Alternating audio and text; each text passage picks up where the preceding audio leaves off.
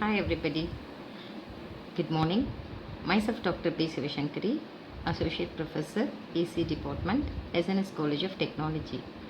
Today I am going to discuss a case study on how to choose a right operational amplifier for filtering circuits. Analog filter can be found in almost every electronic circuits. Audio systems use them for pre-amplification and equalization. In communication systems, analog filters can be used for tuning specified frequency and filtering the others. If an analog signal is digitized, low pass filters are always used to prevent aliasing errors from out of band noise and interference. Yes. So coming to the circuit, here we can classify this analog filters into two types. That is, one can be configured as a second order low pass filter. At DC the gain is positive and the same another the gain as negative.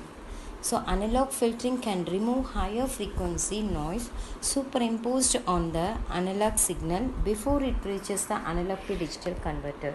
In particular, this includes low-level noise as well as extraneous noise peaks. Any signal that enters the analog to digital converter is digitized.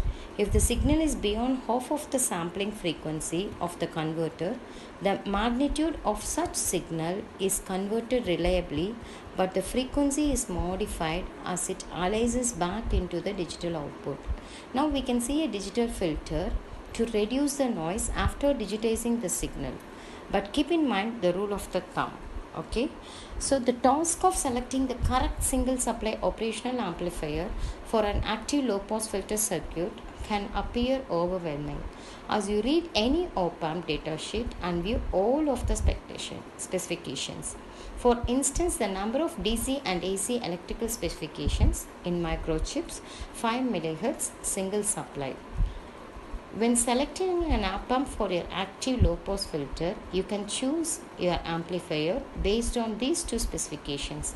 There are two additional specifications that can be considered before reaching the final decision. The most common topologies for second-order active low-pass filters are, as the circuit shown here, AC the gain is negative, at DC the gain is negative, and the same at the DC the gain is positive.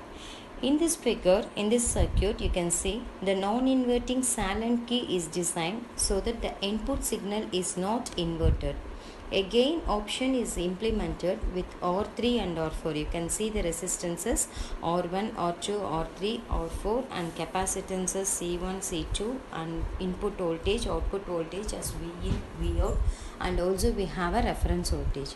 The two key specifications that you should initially consider when designing with either of these topologies is gain bandwidth product and slew rate. Prior to the selection of the op-amp, you need to determine the filter cutoff frequency that can be mentioned as FC. This is also known as the frequency where your filter starts to attenuate the signal. Sometimes in literature, you will find that this is called the passband frequency. Once this is done, the filter design software program can be used to determine the capacitor and resistor values also. Since we have already defined about cutoff frequency, selecting an amplifier with the right bandwidth is very easy. The closed loop bandwidth of the amplifier must be at least 100 times higher than the cutoff frequency of the filter. If you are using the silent key configuration, our filter gain is plus 1 volt. The gain bandwidth product GBWP of our amplifier should be equal to greater than 100 frequency. If the closed loop gain is larger than plus 1 volt, then it should be equal to greater than 100 GB. So, as coming to the multiple feedback configuration, this is equal to the inverting gain of closed loop system. So since we have already seen the bandwidth product, the bandwidth about the details of bandwidth. Here the gain bandwidth product of microchip op-amps can be mentioned, can be segregated with certain tables. So how each bandwidth differs, so we can see in a set of tables that can be explained. Before that, in addition to paying attention with this table, we can see the product GBWP, slew rate, input common mode, input bias current at room temperature, everything is classified. So in this, in addition to paying attention to the bandwidth of your amplifier, the slew rate should be evaluated in order to ensure that the filter does not create signal distortions. The slew rate of an amplifier is determined by internal currents and capacitance. When large signals are sent through the amplifier, the appropriate current charges these